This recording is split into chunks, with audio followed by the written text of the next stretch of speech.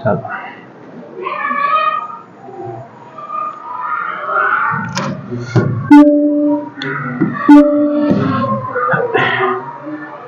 तो सड़क परिवहन और रेल परिवहन अपन ने पढ़ लिया था।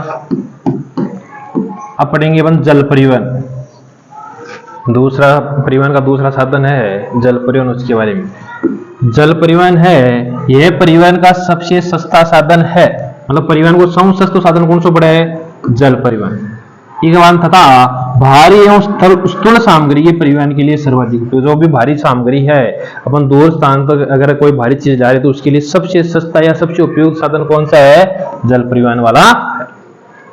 यह ईंधन दक्ष तथा पारिस्थितिकी अनुकूल परिवहन प्रणाली है। ईंधन में दक्ष है यानी पर्यावरण को नुकसान इसमें न के बराबर होता है। जल परिवहन भी दो प्रकार का होता है, एक अंतरस्थलीय जल मार्ग और एक महासागरीय जल मार्ग। अंतरस्थलीय स्थल के जो नदियां आपकी है, नहरें हैं, कोई बांध वगैरह है, झील है, तो वहां पर हो गया।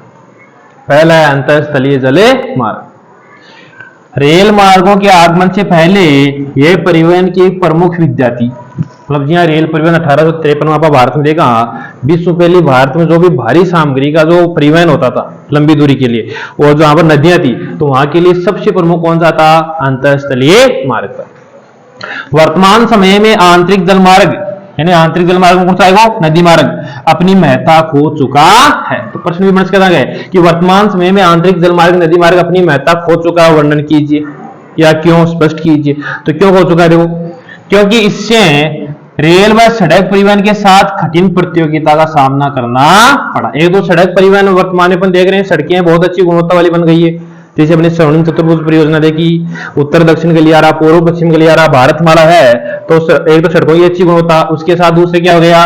रेल परिवहन हो गया। ठीक है, इस कारण है जो नदियों द्वारा जो आपका होता था परिवहन, उसका जो स्थान किसने ले लिया? रेल परिवहन ने ले लिया। इस कारण ये मतलब इसकी प्रतियोगिता हो रही है इनके साथ। इसके अतिरिक्त नदियों के जल को सिंचाई हेतु बांट देने के कारण इनके मार्गों के अधिकांश मार्ग नौ संचालन के योग्य नहीं रहे। मतलब नदियां का अधिकांश भाग है वे नौ संचालन के योग्य कौन से? क्यों? कि अधिकांश भाग के लिए बांटती हो, बांध बना लिया, बांध बना पानी रोक लिया, विश्व सिंचाई के लिए बांट रहा। आज की नदी की धारा है, बिम पानी को परवाह कहेंगे कम को, और पानी की परवाह कम है तो बिम कहेंगे कौन साल के बड़ी ना आवे कौन साल से। ठीक है, तो भी कारण कहेंगे वर्तमान समय में आंतरिक जलमार्ग अपनी महत्ता हो चुका है। इस समय भारत में 14,500 लंबा 14,500 किलोमीटर लंबा जलमार्ग है नौकायन हेतु उपलब्ध है। मतलब देश में अपन आंतरिक जलमार्ग में देखा तो कितने किलोमीटर को नौकायन के लिए योग्य है? 14,500, जो देश के परिवहन का लगभग कितना है? मात्र 1%। कितना है? 1% का योगदान देता है। इसके अतिरिक्त नदियां, इसके अंतर्गत नदियां, नहरें, पश्च जल है, संकरी, खाड़ियां आदि आती। भाई नदियां हैं, नहरें हैं, पश्च जल केरला जाना ना, पश्च जल, ठीक है ना, पीछे वाला, और संकरी खाड़ियां आपकी जैसे कच्छ की खाड़ी है, खंबात की खाड़ी है, वो हो गई। ठीक है, तो वहां पर ये आपका आंतरिक जलमार्ग है महत्व। अब केरल का पश्च जल है, पश्च जल को दूसरा नाम कहीं है कडल, इसकी उपयोगिता कहीं है। इसका आंतरिक जलमार्ग में अपना एक विशिष्ट महत्व है। यह परिवहन का सस्ता साधन उपलब्ध कराने के साथ साथ, भाई परिवहन को सस्ता साधन तो है ही, वो तो है ही, भी के साथ साथ कहीं है केरल में भारी संख्या में पर्यटकों को भी क्या करता है? आकर्षित करता है। जिसका मुख्य कारण, आकर्षण का मुख्य कारण क्या है? यहाँ की प्रसिद्ध नेहरू ट्रॉफी नौका दौड़, जिसे क्या कहा जाता है? वल्लाम काली, भी इसी पश्च जल में आयोजित की जाती है। तो किशन भैया वल्लाम काली किसे कहते हैं? तो केरल के पश्च जल में आयोजित होने वाली प्रसिद्ध नेहरू ट्रॉफी नौका दौड़ को क्या कहा जाता है? वल्लाम काली, उसी का एक उपनाम है। इसे क्या है? केरल में है, पर्यटक क्या है? ज्यादा आ रहे हैं, जिसे जो केरल की आर्थिक विकास हो रहा है। देश में राष्ट्रीय जलमार्गों के विकास, रखरखाव का नियमन हेतु 1986 में अंतरस्थलीय जलमार्ग प्राधिकरण स्थापित किया गया। मतलब देश का भीतर जो राष्ट्रीय जलमार्ग, राष्ट्रीय जी आपको नेशनल हाईवे, ठीक है, ये राष्ट्रीय जलमार्ग यानी वहां पर कुछ नदियों को यहाँ तक ये क्या है? नौका योग्य है, तो उसको एक जलमार्ग घोषित कर दिया, यहाँ से यहाँ तक ये जलमार्ग है। तो वहां को विकास कौन करे? रखरखाव कौन करे? कौन वहां को संचालन करे? विकल 1986 में एक संस्था स्थापित करी, वो कहना वो अंतरस्थलीय जलमार्ग प्राधिकरण है। निम्नलिखित जलमार्ग सरकार द्वारा राष्ट्रीय जलमार्ग घोषित किए गए। पहला है राष्ट्रीय जलमार्ग फर्स्ट, इसका विस्तार कहां से कहां तक है? इलाहाबाद से हल्दिया, मतलब ये इलाहाबाद से लेकर हल्दिया तक नौकायन योग्य है। किस नदी पर है ये?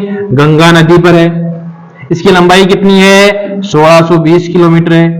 और ये क्या है? भारत का पहला राष्ट्रीय जल मार्ग। तो भारत को पहला राष्ट्रीय जल मार्ग कौन सा है? राष्ट्रीय जल मार्ग संख्या 1 इलाहाबाद से हल्दिया, और किस नदी पर है? गंगा नदी पर है। दूसरा राष्ट्रीय जल मार्ग सेकंड, इसका विस्तार कहां से कहां तक है? सदिया से धुबरी के मध्य तक है। इसकी लंबाई 891 किलोमीटर, और किस नदी पर है? ब्रह्मपुत्र नदी पर। दो मुख्य नदियां अपनी गंगा और ब्रह्मपुत्र दुनिया पर है। गंगा पर पहलो है और दूसरा कौन सी पर है? ब्रह्मपुत्र पर। वो विस्तार कितने तक है? सदिया से धुबरी तक है। तीसरा जलमार्ग राष्ट्रीय जलमार्ग 3 विस्तार है कोट्टापुरम से कोल्लम तक स्थित है। इसकी लंबाई है 168 किलोमीटर। नहरों के साथ, मतलब नहरें निकाली गई छोटी छोटी, उनको आपस में जोड़ा गया, जिससे ये क्या है? इसकी लंबाई बढ़ाई गई है। एक उद्योग मंडल नहर है, इसकी लंबाई 23 किलोमीटर है। चंपागारा नहर है, उसकी लंबाई कितनी है? 14 किलोमीटर है। इसके साथ ये राष्ट्रीय जलमार्ग है 3। तो ये तो हो गया अपना आंतरिक जलमार्ग। कौन सा हो गया? आंतरिक जलमार्ग। अब है महासागरीय जलमार्ग। तो भारत के पास द्वीपों सहित लगभग 7517 किलोमीटर लंबा समुद्री तट है। मतलब भारत को जो समुद्री तट रेखा है वह कितनी है? 7517 या 16.5 किलोमीटर है। तो ये लंबी है। यहाँ पर देखा 6100 किलोमीटर तो होगी मुख्य भूमि। मुख्य भूमि बनी की क्या है? यहाँ पर ये देखा आता ठेव जी, यहाँ गुजरात है, आता होगी मुख्य भूमि, सॉरी मुख्य तट रेखा आता है 6100 किलोमीटर। और अटेगा यहाँ को लक्षद्वीप, और यहाँ पर क्या है? अंडमान निकोबार द्वीप समूह। इनको मिलाए सभी को तो कितनी हो जाती है इसकी? 7517 लगभग। ठीक है ना? इतनी किलोमीटर भारत के पास क्या है? तटरेखा। तो एक लंबी तटरेखा आती है। ठीक है ना? तो इस तटरेखा पर अपन देखें भारत में प्रमुख पत्तन कितने हैं? प्रमुख बंदरगाह कितने हैं? 12। मतलब बड़े बंदरगाह कितने? अंतरराष्ट्रीय स्तर के 12, और लगभग 185 या 200 के लगभग क्या है? गौण पत्तन है, यानी छोटे मोटे कितने हैं? इसके अलावा 200 के लगभग है और पत्तन है। तो ये क्या हो गया? भारत की तटीय रेखा। भारत के बाहर के अनुसार अगर अपन देखा भारत में जो अंतरराष्ट्रीय व्यापार हुआ अधिकांश का शो है जल परिवहन द्वारा होता है। अगर उस अंतरराष्ट्रीय व्यापार का अपन पूरा देखें, अगर बाहर के वजन के अनुसार देखें तो 100 में से कितना प्रतिशत है? 95% इसी महासागरीय जलमार्ग द्वारा होता है। अगर उसी को अपने मूल्य के अनुसार देखें तो कितना प्रतिशत है? 70% है विदेशी व्यापार महासागरीय मार्गों द्वारा होता है। यानी भारत में 100 किलो वजन आवा ना, 100 किलो भी 95 किलो आवे ठेऊ, अरे 100 रुपया को समान आवे भी 70 रुपया को ठेऊ आवे महासागरीय। तो पैसे का मूल्य का तो हो गया 70%, और वजन का भार का कितना हो गया? 95%। अंतरराष्ट्रीय व्यापार के साथ साथ इन मार्गों का उपयोग देश की मुख्य भूमि तथा द्वीपों के बीच परिवहन के लिए भी होता है। अंतरराष्ट्रीय व्यापार तो है ही, इसके अलावा देश की मुख्य भूमि है। यानी अपन जो मान लो उठे हो गुजरात से अपन केरल तक कोई चीज पहुंचानी है तो हमारे पास में कहीं पहुंचा, तट के पास सामान है तो हो गई, या अपने उस स्थान से द्वीपों तक जाना है तो उसके लिए भी इसका उपयोग होता है। तो ये हो गया अपना जल परिवहन। अब है वायु परिवहन। तो परिवहन का तीसरा प्रकार था। ये परिवहन का क्या है? नवीनतम साधन होगा। ठीक है ना? इसके अलावा परिवहन का क्या है? तीव्रतम और क्या है? महंगा। यानी अपन एक स्थान से दूसरे स्थान अपन को बहुत जल्दी जाना है तो उसके लिए अपन किसका उपयोग कर सकते हैं? वायु परिवहन का। ठीक है, लेकिन ये पड़ता कैसा है? महंगा है। इसने यात्रा समय को घटाकर दूरियों को क्या कर दिया है? कम कर दिया है। यह भारत जैसे विस्तृत देश के लिए बहुत ही क्या है? आवश्यक। भारत तो बड़ा देश है तो इसके लिए एक स्थान से दूसरा स्थान पर अपन पहुंचना जल्दी है तो इसके लिए वायु परिवहन की बहुत ज्यादा आवश्यकता है, क्योंकि यहाँ दूरियां बहुत लंबी है और भूभाग एवं जलवायु तो सही क्या है? अत्यंत महत्वपूर्ण। अटे दूरियां भी लंबी है, भूभाग प्राकृतिक भी नहीं है, अलग अलग है। जहां पर देखा अपने हिमालय प्रदेश आए होते, कटे राजस्थान को जहाँ अब थार को रेगिस्तान आएगो, कटे मध्य प्रदेश छत्तीसगढ़ जंगल आएगा, अलग अलग। ठीक है ना? तो इस अलग अलग जलवायु आपकी सलाह करते हैं, इस कारण ये आवश्यक है। भारत में वायु परिवहन की शुरुआत कब हुई थी? 1911। भारत में वायु परिवहन की शुरुआत कब हुई? 1911 में हुई थी। कहां से कहां तक हुई थी? इलाहाबाद से नैनी तक 10 किलोमीटर की दूरी हेतु वायु डाक सेवा प्रारंभ की गई। मतलब जो 1911 में आरंभ हुआ था तो इलाहाबाद से नैनी जो 10 किलोमीटर की दूरी है वहां पर जो डाक थी, ठीक है ना, उस डाक को पहुंचाने के लिए इसे शुरू किया गया। भारतीय वायु प्राधिकरण एयर अथॉरिटी ऑफ इंडिया भारतीय वायु क्षेत्र में सुरक्षित सक्षम वायु यातायात और वैज्ञानिक संचार सेवाएं प्रदान करने के लिए क्या है, उत्तरदायी है। तो ये हो गया वायु परिवहन। अब इसी वायु परिवहन में एक पवन हंस, ये क्या है, एक हेलीकॉप्टर सेवा है।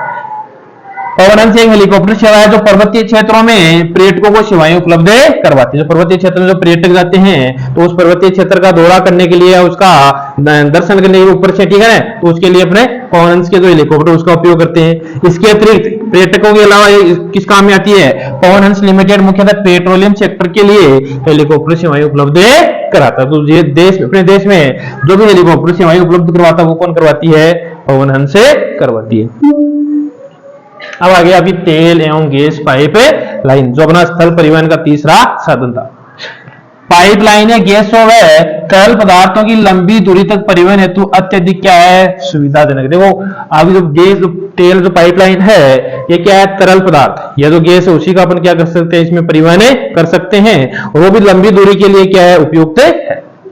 इसके द्वारा ठोस पदार्थ को भी घोल या गाढ़ा में बदलकर परिवहन किया जा सकता है। जैसे अपन ने खनिज संसाधन में पढ़ा था, कर्नाटक की कुद्रेमुखी खानी, कौन सी खान थी, कुद्रेमुखी खाने थी। वहां का जो लो एस्क है वो न्यू मैंगलोर बंदरगाह तक पहुंचाने के लिए, मतलब कुद्रेमुखी खान से बंदरगाह तक पहुंचाने में उसका परिवहन किस द्वारा किया जाता है, पाइपलाइन द्वारा, ठीक है ना। उस लोहे को वहां पर जलाकर घोल बनाकर यानी गाढ़ा में बदलकर उसको पाइपलाइन द्वारा ही भेजा जाता है। एशिया की पहली 1157 किलोमीटर लंबी देश पार पाइपलाइन कहां से कहां तक थी, असम के नहर कटिया तेल क्षेत्र से बरौनी बिहार के तेल शोधक के कारखाने तक स्थित थी। देखो अपना तेल शोधक कारखाना पटिया दो प्रकार का, कौन कौन सा, क्षेत्र आधारित और बाजार आधारित। तो बरौनी अपना पटिया, बरौनी क्या था, बाजार आधारित, ठीक है ना। तो बाजार आधारित था, तो यहाँ पर जो पेट्रोलियम वगैरह कहां से आता है, वो आसाम के नहर कटिया से, ठीक है ना। वहां से पाइपलाइन द्वारा क्या किया जाता है, जो कच्चा तेल है वो उसमें यहां तक पहुंचाया जाता है और यहां पर उसको रिफाइनरी में शोधन किया जाता है। इसका निर्माण किसने किया था, ऑयल इंडिया लिमिटेड ने किया था। इसे 1966 में और आगे कानपुर तक क्या किया गया, विस्तारित, यानी कानपुर तक आगे इसे बढ़ा दिया। GAIL, gas authority of India limited की स्थापना कब की गई, 1984 में की गई। क्यों की गई, प्राकृतिक गैस के परिवहन और विपणन, यानी उसका परिवहन करना और उसको स्थान तक पहुंचाना, यानी लोगों तक पहुंचाना, इसका उद्देश्य था गेल का। गेल द्वारा निर्मित पहली 1700 किलोमीटर लंबी हजीरा विजयपुर जगदीशपुर पाइपलाइन थी। गैस पाइपलाइन ने मुंबई हाई और बसिन गैस क्षेत्र कटे, मुंबई हाई और बसिन गैस कौन सा राज्य में, महाराष्ट्र में। अपन देख सकते जो महासागर है ना, कौन सा, अरब सागर, उस अरब सागर में स्थित महाराष्ट्र के पास को पश्चिमी व उत्तरी भारत में विभिन्न उर्वरक, बिजली और औद्योगिक क्षेत्रों से जोड़ता है। पाइपलाइन परिवहन के लाभ, इसके क्या क्या लाभ है, तो देखो पाइपलाइन परिवहन का सस्ता और सुविधाजनक साधन है, यानी अगर एक बार इसको बना दिया तो फिर इसमें क्या नहीं आती है, लागत बहुत कम आती है। पाइपलाइनें गैस व तरल पदार्थों की लंबी दूरी तक परिवहन हेतु सुविधा, यानी अपने जो भी गैस है या कोई भी तरल पदार्थ उसको लंबी दूरी तक पहुंचाना है तो उसके लिए उपयुक्त है। इसका निर्माण दुर्गम क्षेत्र, घने वन, मरुस्थल, पर्वतों पर भी क्या है, संभव है। भाई बाबा निर्माण करना तो कोई भी पर्वत है या कोई वन है या कोई दुर्गम मरुस्थल वगैरह है, बटे भी कोई निर्माण मतलब आप आसानी इन विकास का। ये प्रदूषण रहित परिवहन का क्या है, साधन, यानी इसमें कोई प्रदूषण नहीं होता है। इसके संचालन व रखरखाव पर बहुत कम व्यय होता है, यानी बनाने पर भी व्यय होता है, अपने देश को चलाने में इस पर व्यय बहुत कम होता है। इसमें ऊर्जा का उपयोग भी क्या होता है, बहुत कम होता है। तो ये इसके क्या हो गए कुछ लाभ, यानी पाइपलाइन परिवहन का क्या सस्ता साधन है।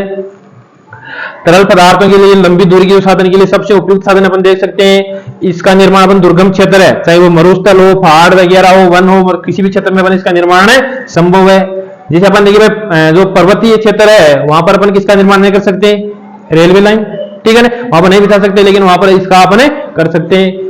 इससे प्रदूषण नहीं होता है और इसके संचालन रखरखाव पर विवेक क्या होता है, बहुत कम होता है और ऊर्जा का उपयोग नहीं होता।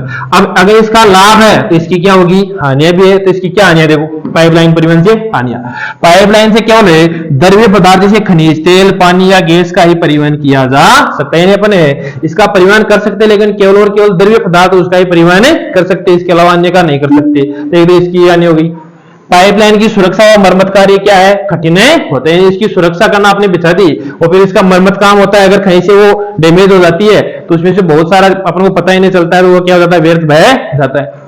एक बार पाइपलाइन बिछा देने के पश्चात इसकी लंबाई में वृद्धि या कमी नहीं की जा सकती, अपना इसे नहीं बढ़ा सकते, नहीं कम कर सकते हैं। पाइपलाइन को केवल निश्चित स्थानों के लिए प्रयोग किया जा सकता है। पाइपलाइन से पदार्थ के रिसाव का पता लगाना भी क्या होता है, बहुत कठिन होता है। ये प्रमुख होगी इसकी हानियां। तो ये अपना क्या है, वो परिवहन, परिवहन कंप्लीट हो गया। परिवहन में अपने स्थल परिवहन पढ़ लिया। स्थल परिवहन में सड़क, रेल और पाइपलाइन। जल परिवहन पढ़ लिया। जल परिवहन में अपने आंतरिक जल मार्ग और महासागरीय बारे में थोड़ी सी जानकारी ले ली और उसके बाद में वायु परिवहन पढ़ लिया। अब है संचार।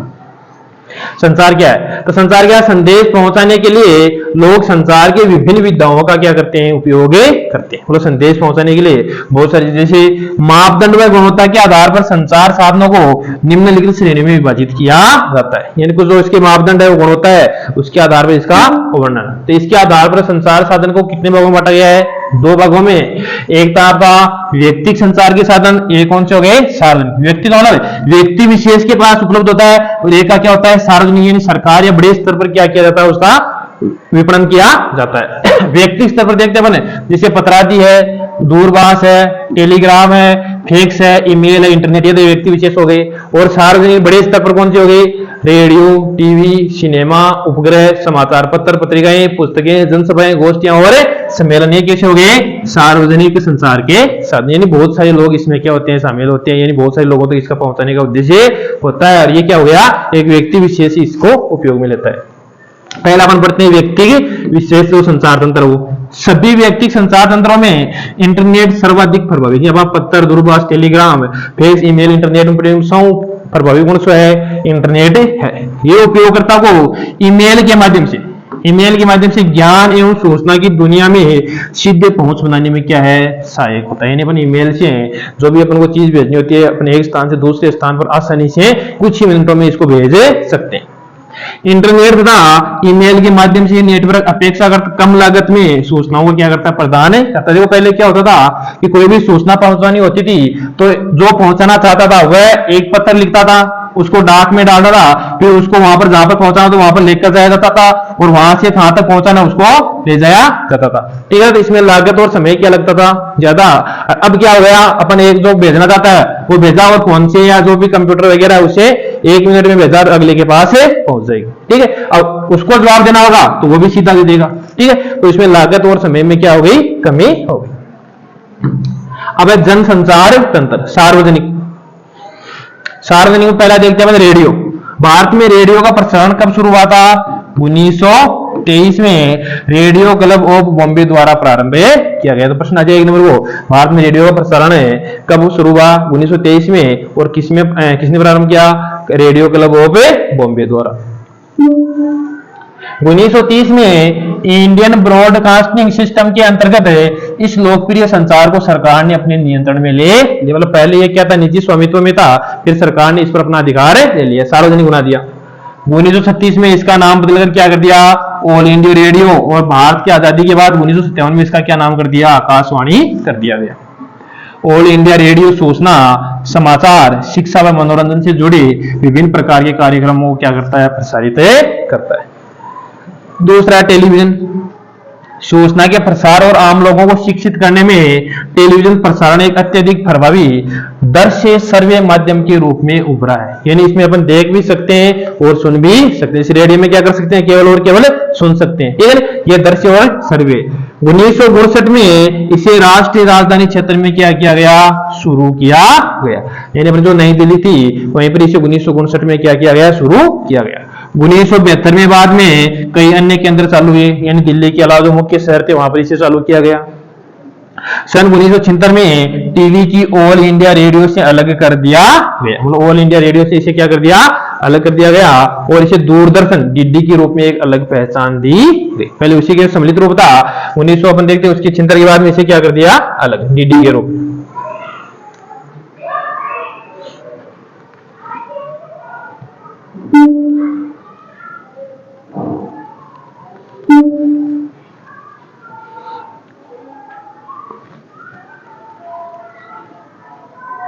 इनसेट एक के चालू होने के बाद इसे देश भर के पिछड़े और सुदूर ग्रामीण क्षेत्रों तक फैलाया गया।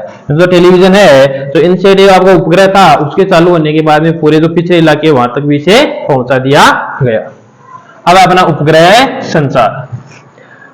उपग्रह संचार की एक विद्या है और ये संचार के अन्य साधनों का क्या करता है, नियमन भी करता है। मतलब जो संचार के अन्य साधन है किसकी वजह से चलते हैं, इसी उपग्रह के माध्यम से चलते हैं। जो अपन उपग्रह भेजते हैं ऊपर की तरफ, ठीक है ना, उसी के द्वारा संचालित होते हैं। उपग्रह से प्राप्त चित्रों, मतलब किस नाते उपग्रह का उपयोग क्या है, कोई भी उपग्रह उसका क्या उपयोग है, तो उससे जो चित्र प्राप्त होते हैं उसे मौसम का पूर्वानुमान लगा सकते हैं, प्राकृतिक आपदाओं की निगरानी रख सकते हैं, सीमा क्षेत्रों की चौकसी के आदि के लिए इसका क्या किया जा सकता है, उपयोग किया जाता है। भारत की उपग्रह प्रणाली को समाकर्ता उद्देश्यों के आधार पर दो भागों में बांटा गया है। पहला है इंडियन नेशनल सैटेलाइट सिस्टम और दूसरा है Indian remote sensing satellite system. ठीक है, दो भागों में इसे बांटा गया है। और आपकी जो है ये इंडियन नेशनल सैटेलाइट सिस्टम यानी इनसेट की स्थापना कब की गई, 1983 में हुई थी। और ये एक बहुउद्देशीय उपग्रह प्रणाली है जो दूर संचार, मौसम विज्ञान संबंधी अवलोकनों तथा विभिन्न अन्य आंकड़ों एवं कार्यक्रमों के लिए क्या है, उपयोगी। ठीक है ना, तो ये हो गई। और उपग्रह के बारे में जैसे पहली किताब में हो रहा है अपना भारत का पहला उपग्रह आर्यभट्ट, ठीक है ना, इनसेट, इसके अलावा एप्पल वगैरह है वो उसमें है। तो ये क्या हो गई, उपग्रह के बारे में जानकारी हो गई। बस इसमें एक ही चीज याद रखनी है आप, एक तो उपग्रह का उपयोग क्या है, किसमें किया जाता है, तो यहाँ पर हो गया भाई इससे जो भी चित्र प्राप्त, जैसे मौसम का पूर्वानुमान, प्राकृतिक आपदाएं की निगरानी, सीमा क्षेत्रों की चौकसी के लिए किया जा सकता है। एक कौन सी आ जाए आपकी, संचार के अन्य साधनों का नियमन कौन करता है, उपग्रह संचार कौन करता है, उपग्रह संचार करता है। ठीक है,